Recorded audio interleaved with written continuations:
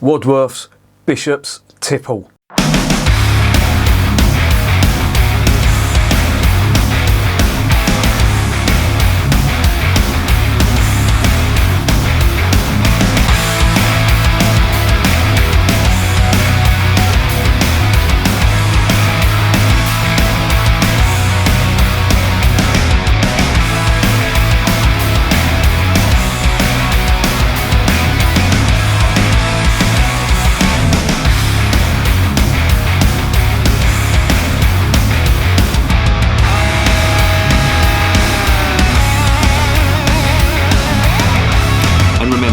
Life is too short to be drinking shitty beer. Welcome to another edition of Bands, Bikes and Booze Reviews. I've got one here today from Wadworth, and I bought this in it wasn't a gift pack, it was like a sample. No, it wasn't even a sample pack, it was just a selection of their beers in a box, and it cost me 32 quid. Now that might sound a lot, but I think you get 12 beers, and I really bought it for the Swordfish Ale, which I haven't reviewed yet, and also the Old Timer, which I have reviewed, and which was really nice. And I bought it on the strength of Wadworth 6X being so good, and it was one of the standout beers for me, certainly one of the best British beers I tried last year, and that was a recommendation from some subscribers. So please keep your recommendations coming, and if I can get them, I will definitely review them. But this came in the box, and I'd never heard of it before. In fact, I'm relatively new to Wadworth beers. You don't really get them here.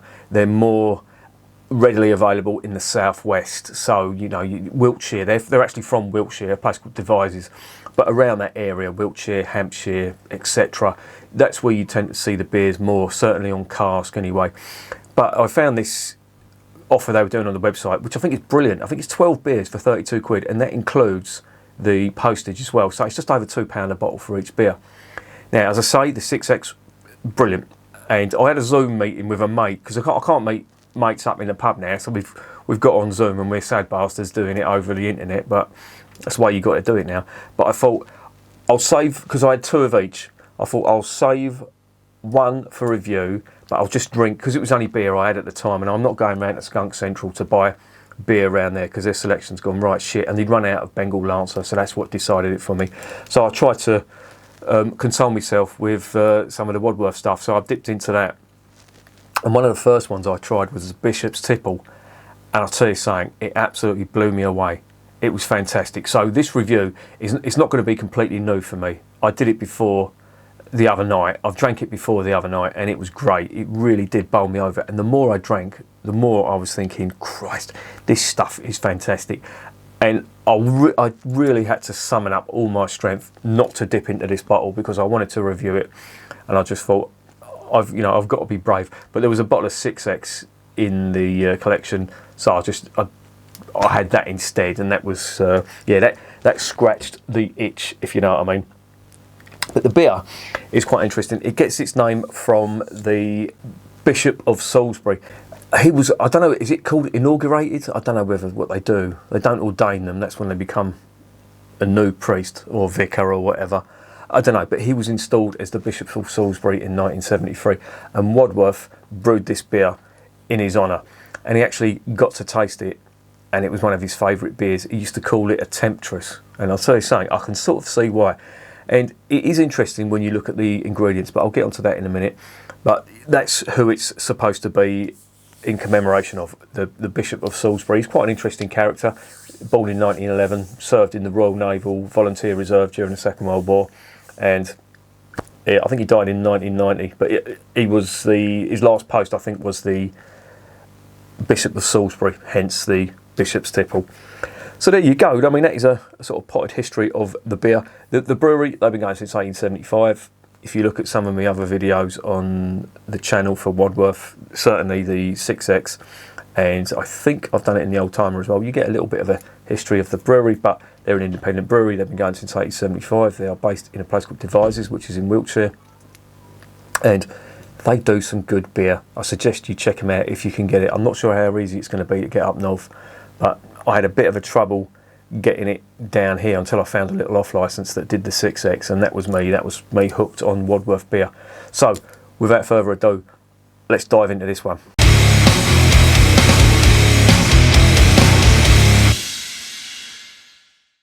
Right, it's 500ml bottle, it's 5.5%, and it's an ale. I'm going to call it, they call it a strong zingy ale, which is a pretty good description of it, to be honest. And it's got on the back, best enjoyed at room temperature. Okay, this is slightly chilled, but the other night I had it at room temperature and it was really nice. But this is slightly chilled. It's come out of the fridge and it's been sat there for a while. So I'm assuming by the time I get it all filled out and whatnot, etc., it will be at the right temperature. Now it says originally brewed for it's the inauguration. Yeah, so it is the inauguration of the Bishop of Salisbury. The stronger, this strong ale is a classic beer. Honestly, look at the font. For fuck's sake, they don't take people like me into account when they put this on the back. See, they put what looks like purple writing on a purple background. What are the tasting notes? Aromas of toasted malt, spicy hops on the nose. Bishop's Tipple has a full flavour balanced with a zingy hop bitterness and a long clean finish. Okay, the hops in here are quite interesting. You have got Goldings, you've got Styrian Goldings, you've got Sart's hops. Now, Sart's hops are a noble German hop or a Czechoslovakian hop. Styrian Goldings are hops that come from Slovenia, around that area, Austria, Slovenia, etc. You've also got two other hops in there. Target, a classic British hop, used a lot in bitters. It gives it a nice bitter finish. The Sarts and the Styrian Goldings and the Goldings give it a nice earthiness, some tastes of fruit, but it's renowned for its herbal notes and its earthy notes. Sarts you will find in certain Czech Pilsners and some German lagers as well. But the interesting hop, which I think really does influence the flavour of this, is they use Galaxy hop, and I'm assuming they either dry hop it or it's a late addition hop, because it really does. When you use Galaxy hops and you use it either dry hopped or as a late addition hop, it does give off a lot of citrus and a lot of fruit. And from what I remember, there was a lot of zingy orange. That's what I got. That could be wrong, you know. It was a few nights ago, and I did have a few, but I did get like a marmalade orange type flavour, which I think would have come from the Galaxy hops, late addition Galaxy hops. And the malt is just pale malt, so that's the base malt. So, with that in mind, let's get this open.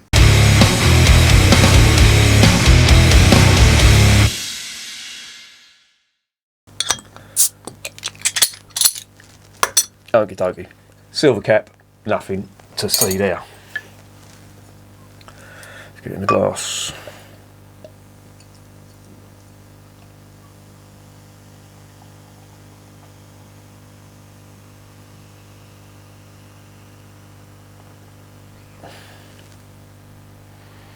And here it is. Now that's an amber colour, light amber colour on the nose. Wow.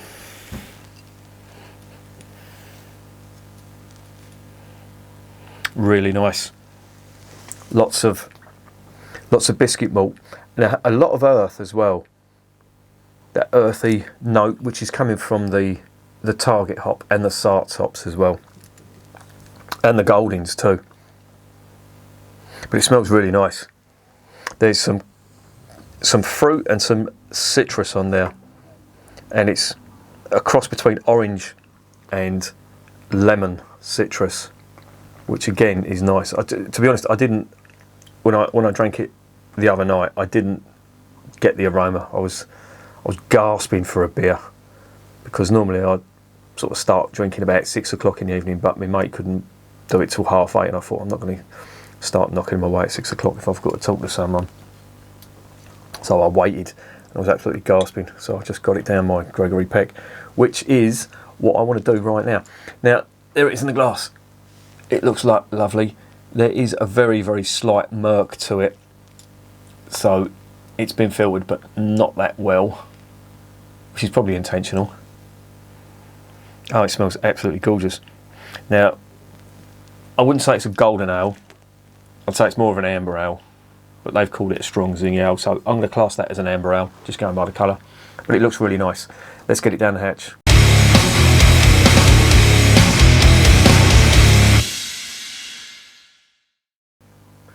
Bottoms up.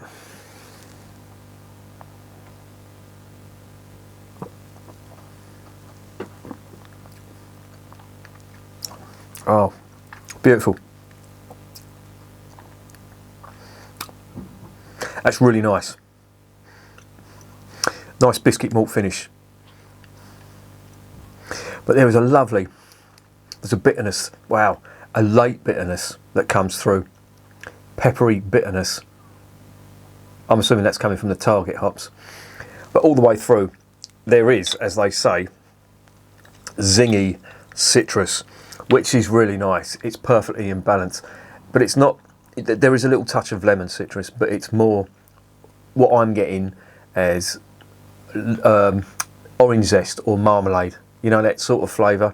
You know, the shreds you get in Golden Shred. It's reminding me of that, and it is absolutely gorgeous.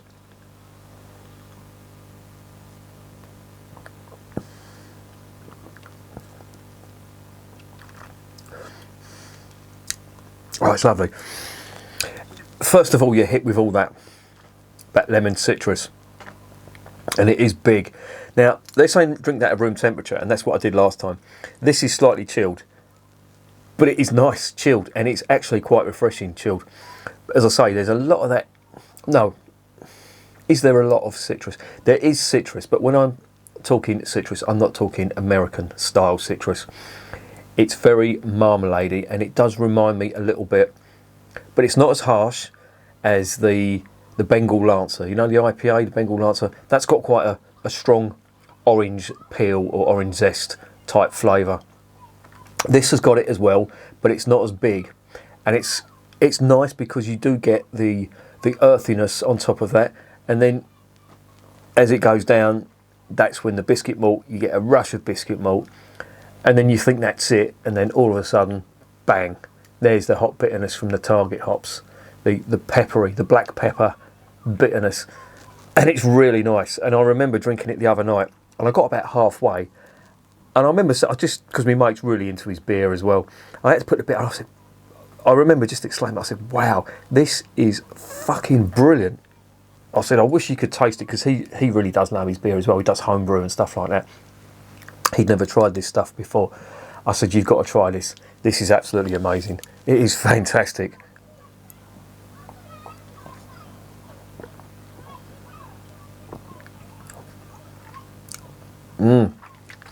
Oh, that is so good.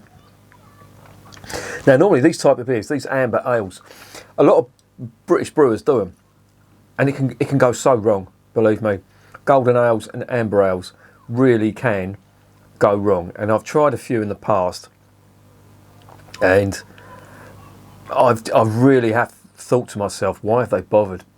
Because they really aren't good. But this stuff, I'm in two minds whether this is the best stuff that Wadworth do. Now, I've got a few more in the fridge, but this is going to take some beating. I really do like this.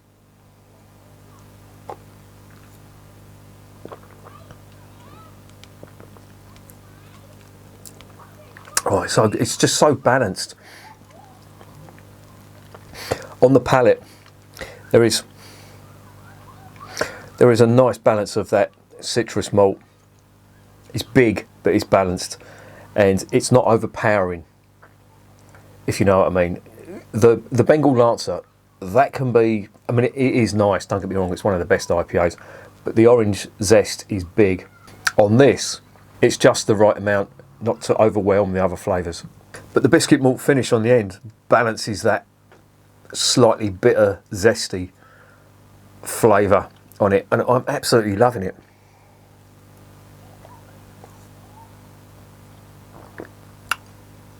Oh, it's lovely.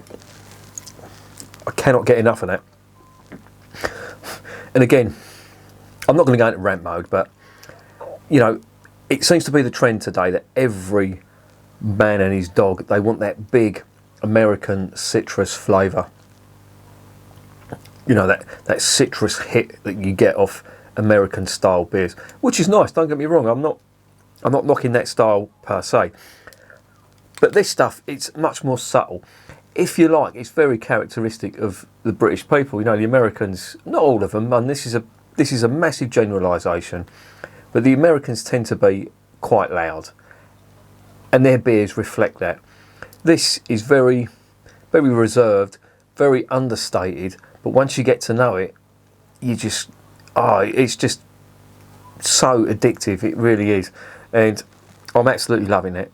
That is a fantastic effort from Wadworth, and I'm glad they kept it up. I don't know, but I do. It's not on the website. I do remember reading somewhere, and I could be wrong, but they said this was only supposed to be a sort of temporary sort of beer, just in celebration of the inauguration of the Bishop of Salisbury.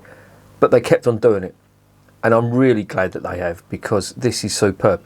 I can only imagine what this tastes like on cask. Now, I know there's a few subscribers who live near or live in the region where this will be available on cask, and I can only imagine how good it will be.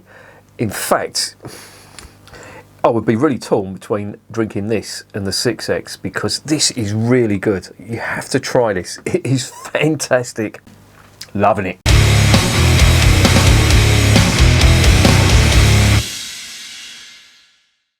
What's the verdict on Bishop's Tipple? Yeah, an outstanding beer. And I thought this the other night as well, and that was at room temperature. But I'm getting the same feeling now. I'm almost halfway down. Well, I'm over halfway. That's how good it is. And again, I'm thinking, Christ, this is such a good beer. For me, that is 10 out of 10 all day long.